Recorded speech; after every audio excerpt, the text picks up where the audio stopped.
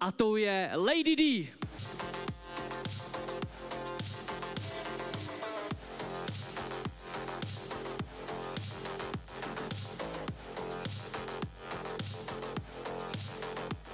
Ještě jednou připomínáme, váhový limit tohoto zápasu je nastaven na 55 kg.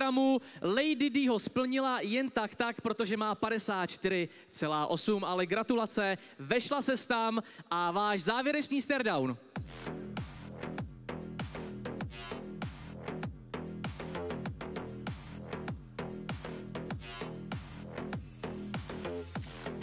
Drahomíro, jak ty se cítíš? Čeká tě zítra první zápas v rámci bojových sportů v Clash of the Stars. Tak jak se cítíš, co říkáš na svoji protivnici teď? Tak jako těším se na zítra, protože to vlastně, jak říkáš, bude to můj první zápas. Bude to zajímavý a těším se na svoji protivnici, protože já jí přelámu klouby. Jak bys ji ráda ukončila? Jak ji ukončím? Já si je vychutnám, že jo? Já si ji pořádně vychutnám a nechám ji zmlátit, pak ji nechám, ať se zvedne, pak ji zase nechat zmlátit, pak ji zase, ať se zvedne